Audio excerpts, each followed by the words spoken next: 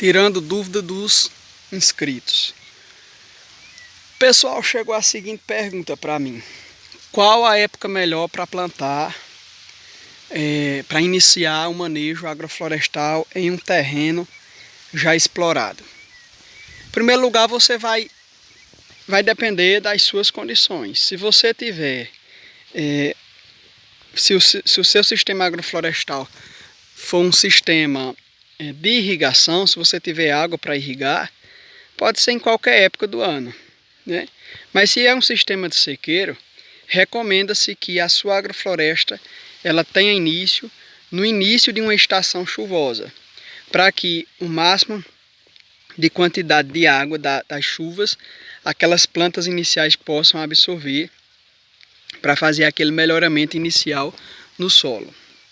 Outra pergunta que chegou: João Paulo, eu posso plantar uma agrofloresta de mudas? Porque eu vi em um canal que só pode plantar de semente. João Paulo diz um pouco diferente. Eu digo que depende. Se você tiver condições de conseguir todas as sementes dentro dessa lógica agroflorestal, aquelas sementes de espécies agroflorestais dentro dos níveis sucessionais, você pode estar iniciando com sementes. Mas também, se você tiver condições financeiras de adquirir mudas, sejam mudas de qualidade, eu aconselho que também se adquira. Ou ainda uma terceira opção seria você plantar as sementes que você tem em saquinhos e fazer as suas mudas, né? Dessa forma aumenta um pouco a mão de obra, mas diminui os custos, né? Vai ser menos gasto do que você comprar as mudas em um viveiro, e também você fica sabendo a origem e a sanidade das plantas que você vai introduzir no seu agroecossistema. Diferentemente, se você adquirir uma muda de viveiro, você não sabe de onde ela vem nem o histórico, né? Além disso, o custo é mais elevado. Outra dúvida similar a essa chegou em relação à muvuca, que é aquela quantidade de sementes que a gente vê em diversos trabalhos agroflorestais, onde é colocada uma série de sementes de anuais, de perenes, de iniciais, de secundárias, de extrato médio, alto, emergente, tudo junto ali, mistura e lança no solo. Eu particularmente não gosto dessa técnica. Respeito quem a utiliza, porque já temos diversos trabalhos de pessoas que iniciaram seus SAFs a partir de muvuca, de sementes, né? Então tudo bem, funciona. Mas a minha opinião é que eu prefiro selecionar, mas com diversidade. Não significa que é uma seleção tirando a diversidade, até porque a diversidade é o que caracteriza um sistema agroflorestal, né? Então, eu prefiro, o João Paulo, eu prefiro fazer linhas com sementes selecionadas, se é de sementes que eu vou fazer, ou de mudas de boa qualidade, mudas que eu preparo, na maioria das vezes, né? Lá no início, se você assistir meus vídeos, você vai encontrar algumas mudas que eu adquiri em viveiro. Só que se eu for comparar o desempenho dessas mudas de viveiro com o desempenho de mudas que eu mesmo preparei, aquelas que são domésticas, isto é, que eu preparei a partir de sementes, o desenvolvimento delas foi melhor, né?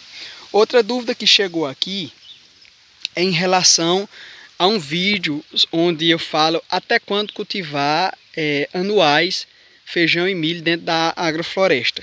E algumas pessoas disseram que tem um prazo. Sim, pessoal, tem um prazo. Porém, como eu sempre digo aqui no canal, tudo no sistema agroflorestal, tudo é relativo. Vai depender da vocação, vai depender do desejo do agroflorestor, vai depender do solo, do clima, de uma série de fatores. Eu, por exemplo, estou gravando esse vídeo na área 4. É um terceiro ano, estamos iniciando agora o terceiro ano de manejo agroflorestal nessa área. Era um solo extremamente degradado. Veja que ainda tem áreas descobertas, mas aqui já tem cercas vivas de margaridão, fazendo um barramento, enfim. Nessa área aqui, estamos no terceiro ano e ainda estou com anuais, feijão de corda, né? Então, se a sua condição é de um solo extremamente degradado e você, no segundo, terceiro ano de agrofloresta, você ainda tem área aberta, como é meu caso aqui, por que não utilizar essas anuais, principalmente leguminosas, como no caso do feijão de corda, do feijão de porco, do feijão guandu, né? Sempre tendo cuidado para que isso não se estenda para o quarto, quinto, sexto ano. Que isso implica dizer que você está freando o seu sistema dele atingir outros níveis. Então, a agrofloresta ela é feita para ser dinâmica, né? E nesse dinamismo agroflorestal, espera-se que ano após ano, novos estratos venham dominando o espaço até atingir o clímax, até atingir aquele ponto de equilíbrio que está atingindo o tripé da sustentabilidade e está dando um retorno significativo ao agroflorestor. Ainda chegou outra dúvida. Por que utilizar a bananeira em sistema agroflorestal? Pessoal, a planta de banana, a bananeira, independente da espécie, ela é uma mãe. Ela produz alimento para nós, é claro, mas a sua quantidade de água, o seu desenvolvimento radicular, as raízes ali no solo, a quantidade de matéria orgânica que a gente obtém a partir da poda da bananeira, né, ela dá digamos assim, um avanço no sistema. Ela acelera os processos em um agroecossistema e permite o acúmulo em altura, né, de camadas de matéria orgânica no solo, né? Então, a bananeira é importante em sistemas agroflorestais por isso. De modo similar, me perguntaram do margaridão. Por que o margaridão é importante no sistema agroflorestal? Visto que no canal JP Agricultura, nos vídeos antigos, ele faz menção ao uso do margaridão, que também é chamado de flor do mel, para a criação de abelha. Seria esse o fim último do margaridão? Depende. Se você for um apicultor, você pode deixar o margaridão florar, né? Que dá aí o nome da planta, o outro nome comum, que é flor do mel, que é uma flor que realmente tem aquele aroma de mel e que atrai muitas abelhas, né? Então, se você tem essa aptidão ou se deseja implantar juntamente no seu SAF essa questão da apicultura, você pode deixar o seu margaridão até a florada, tendo cuidado para que quando aquela florada começar a envelhecer, se faça o manejo de poda, porque diretamente a função do margaridão na agrofloresta é barrar vento, barrar friagem, sobretudo nessas regiões mais frias de sudeste, sul, onde tem até geada. Aqui no nordeste não acontece isso, mas na minha condição de clima aqui no Brejo Triunfense, nós temos sim frios de 9 graus, de 7 graus ali no inverno, né? Então, uma das funções também é essa, função térmica. Mas a principal função nossa, ou melhor, a principal função da flor do mel, do margaridão, que nós utilizamos no SAF, é para incremento de matéria orgânica. Repare aqui a quantidade de matéria orgânica que eu já tenho no solo, fruto da poda dessa cerca viva aqui de margaridão.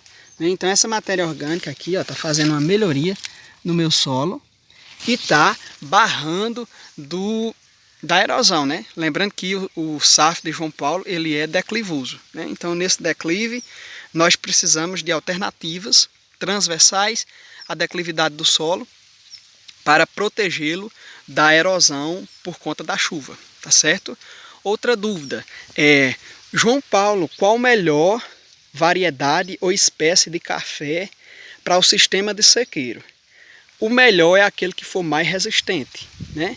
Então vai variar de região para região, mas aqui, por exemplo, a gente tem uma cultivar centenária de café conilon que se adapta super bem às nossas condições de clima aqui. Então, muitos dos cafezais mais antigos aqui do Brejo Triunfense, do sertão de Pernambuco, são cafezais feitos dessa variedade de café conilon. É o café robusto que ocupa bem as nossas áreas e se adaptou às nossas condições de clima e solo.